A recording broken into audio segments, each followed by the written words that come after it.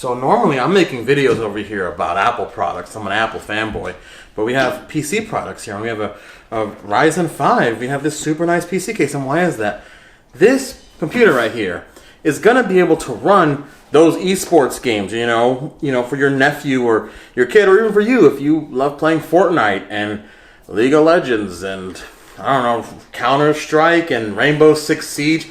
Whatever the eSports games are now, you're going to be able to play this. But the point is that it only costs after tax. And I live in California where we have crazy taxes. It came out to right under $550. And we can get that even cheaper. Like, we can get this closer to $400 if you change out some parts. I went for a more extreme version. But this is a build that I was asked to do because somebody wants to play, esports titles. They want to play Overwatch. They want to play League of Legends.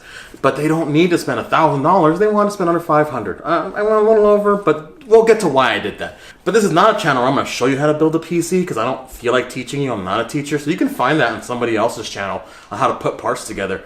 If you're just here for benchmarks and how it works and then you're going to steal the parts from the description, I got you. So this entire build actually revolves around one thing, and that is the processor. It's the Ryzen 5 3400G.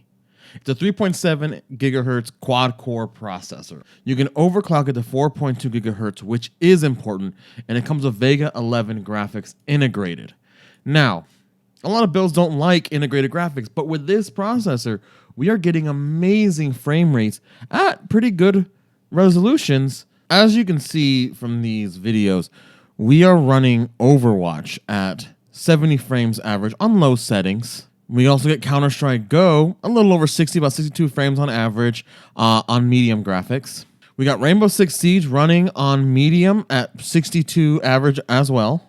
And everyone's favorite Fortnite was around 60 frames on medium. You can go to low. Textures get a little weird if you wanted a better frame rate, but if you want around 60, medium works. Also, I don't know how to play Fortnite, so yeah, this footage looks horrible.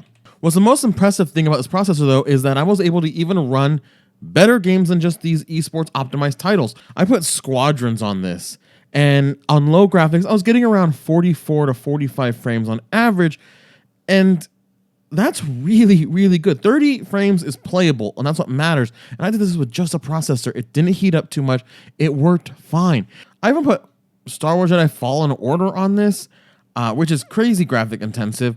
I got over 30 frames pretty much the entire time. Every once in a while it dipped below, but I was on low settings, and it was more than playable. The bill I did after tax went to about $520, so a little over $500. And I ran a gigabit B450 Aeros motherboard, 16 gigs of RAM at 3200, a Reddragon 500 watt power supply, a 1 terabyte NVMe M2 drive, and then of course this super fancy NZXT H510 case. This is a build meant to upgrade. This person is going to be adding a graphics card later on and be able to play much better games, not having to change anything else about the build. This build is built to last. But what you could do is you can get this cheaper. I did a much cheaper build running a different gigabit motherboard, only 8 gigs of RAM, 240 gigabyte SSD, and that came out to $398. We are right under $400 for relatively the same performance. So really, what matters is this processor. You can build everything else around it. You can go way under 400. You can go way over 500 and build a much bigger PC. But the point is that this is a great beginner build. You start here. You can get this minus a graphics card at first, just to get your toes in the water, and you add the graphics card later. Maybe you want to upgrade from 8 to 16 gigs. You start with a small SSD, and then you go up to an M2. All that matters is this processor work later on with other graphics cards. It's going to be able to play these games extremely well, and even some newer titles if you don't mind playing on low and under 60 frames. I'm going to end this here. I don't want to go fully in depth on everything, but what matters is that this build is really customizable and just how good it truly is. Links for everything is in the description below. I'm lucky enough that I live near a micro center, so I got a lot of local deals, but Newegg works just as great. So there is some links down below. There's some Amazon links to what you can find. Let me know what your build is right now or what you're trying to build in the future. I'm curious. And yeah, let's talk in the comments. Later, guys.